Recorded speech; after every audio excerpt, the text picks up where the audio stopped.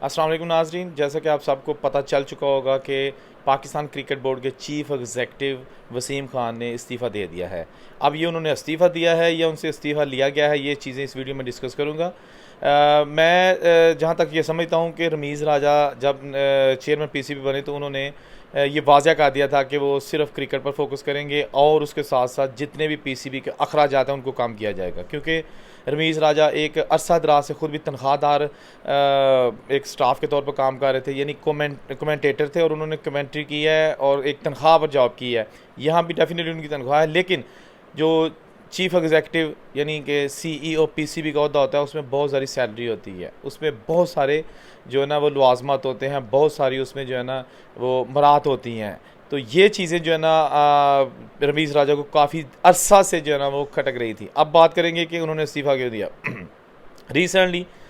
Chairman PCB Ramiz राजा जिन्होंने इक़्तिदार संभाला और उसके साथ ही उनको दो बड़े ही सैड इंसिडेंट का सामना करना पड़ा, जिसमें एक न्यूजीलैंड की क्रिकेट टीम जिसने चंद घंटे क्रिकेट खेलने से कबल इनकार कर दिया कि हम वापस जा रहे हैं, हमें यहाँ पे सिक्योरिटी थ्रेट्स हैं। गो कि वो सिक्योरिटी थ्रेट्स नहीं है, जैसा कि आप सारे इस चीज़ से बखूबी वाकफ़ हैं, वो एक इंटरनेशनल पॉलिटिक्स थी जिसके पीछे इंग्लैंड और इंडिया ये सारे मकार लोग मौजूद थे। दूसरा इंसिडेंट था कि इंग्लैंड की टीम ने भी कहा कि हम भी नहीं आ रहे। अब तीसरा है कि अगले साल जो है ना ऑस्ट्रेलिया की टीम ने आना है और उनकी भी जो है ना वो जो सुर्ख झंडी है ना वो नज़र आने शुरू हो गई कि वो भी नहीं आएंगे। अच्छा, ये सारी चीज़ें जो है ना ये अपनी जगह, लेकिन जो इसमें शर्मिंदगी हुई या इसमें परेशानी का सामना करना पड़ा वो डेफिनेटली चेयरमैन पीसीबी हैं, जिनको इमरान खान ने डायरेक्ट जो है ना इस पोस्ट पर लगाया और उनसे बहुत ज़्यादा तवक्कुआत वाबस्ता है। कहा जा रहा है कि चेयरमैन पीसीबी की मुलाकात हुई वसीम खान से रात को और उन्होंने इस बारे में डिटेल से बात भी की, जो माजी में वसीम खान के दौर में क्रिकेट हुई या जो टीमें आई या जो अखराजात हुए या जो हायरिंग हुई और खिलाड़ियों के साथ जो उनके जो चीज़ें नज़र आ रही थी वो सारी चीज़ें डिस्कस हुई। कहा जा रहा है कि ज़राए के मुताबिक रमीज़ राजा ने वसीम खान से ये वाज़े कहा कि आपके इख्तियारात में कमी की जा रही है, यानी कि जो चीफ़ एग्जेक्टिव है वो सुर्ख और स्याह का जो वो सारा मालिक था और उसके इख्तियारात, जैसे कि मैंने वीडियो में पहले कहा, बहुत ज़्यादा थे। रमीज़ राजा ने कहा कि आपकी तनख्वाह भी कम की जा रही है, आपके इख्तियारात भी कम किए जा रहे हैं और इसके साथ साथ बहुत सारी जो चीज़ें हैं जो प्लेयर्स पावर्स के वाले से, जो प्लेयर्स की सिलेक्शन के वाले से, ये सारी चीज़ें बड़ी डिटेल से डिस्कस हुई। वसीम खान ने अपने आप को पूरा डिफेंड करने की कोशिश की। कोई भी ये बंदा नहीं चाहता कि जब वो रिज़ाइन करे या नौकरी छोड़े या उससे इक़्तिदार वापस लिया जाए तो वो थोड़ा सा गंदा होकर निकले, लेकिन इसमें कुछ ऐसा ही हुआ कि वसीम खान ने कहा कि नहीं, ये कोई भी चीज़ मुझे मंजूर नहीं है, ना मैं लो सैलरी पे काम करूँगा, ना मैं किसी क्या कहते हैं मेरे इख्तियारात में कमी की जाएगी, क्योंकि मैं जो जिस स्टेटस पे काम कर रहा हूँ ये उसके शान निशान नहीं है कि मुझे उस पर डिग्रेड किया जाए। रमीज़ राजा जो कि ऑलरेडी अपसेट हैं और थोड़ा सा अग्रेसिव भी हैं, उन्होंने फौरी तौर पर इस पर इनिशिएटिव लिया और उन्हें इस्तीफ़ा लेने पर जो है ना वो एक राह दिखा दी और इसके बाद वसीम खान चेयरमैन पीसीबी से मुलाकात के बाद बहसीयत सीईओ पाकिस्तान क्रिकेट बोर्ड मुस्ताफ़ी हो गए।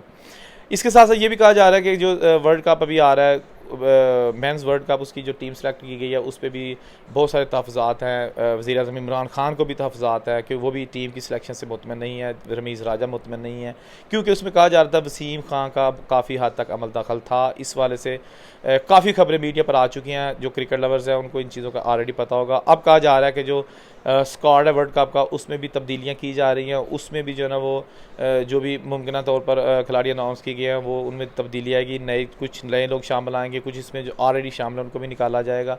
जैसा कि पहले भी बड़ी खबरें आ चुकी हैं बाबर आजम के हवाले से, जो कैप्टन है पाकिस्तान क्रिकेट टीम के, उनके हवाले से भी काफ़ी चीज़ें आई हैं कि उनको एतमाद में नहीं लिया गया और जो टीम जो है ना वो ऊपर से आई और वो उसका ऐलान कर दिया गया। इमरान खान जो कि अब थोड़ा सा सीरियस नज़र आ रहे हैं क्रिकेट के साथ, उन्होंने रिसेंटली पाकिस्तान क्रिकेट टीम के जो खिलाड़ी हैं सबको जो है ना वो इस्लामाबाद बुलाया और उनसे डिटेल मुलाकात की, उनके हौसले बुलंद किए, उनको उनका मोराल बुलंद किया, उनको टिप्स दी और उनकी जो है ना वो बड़ी डिटेल से गुफ्तगू जारी रही, जिसकी प्रेस रिलीज़ भी बाद में आ गई। ये चीज़ें अच्छी होती हैं जब हेड ऑफ़ द डिपार्टमेंट आपके साथ जो है ना वो इंटरेक्ट करता है, आपके साथ बैठता है, आपसे अपनी ज़िंदगी के तलख़ तजर्बात जो है ना वो शेयर करता है, फिर आप भी जो है ना कोशिश करते हैं कि हम भी उसी के नक्शे कदम पर चलें और पाकिस्तान क्रिकेट को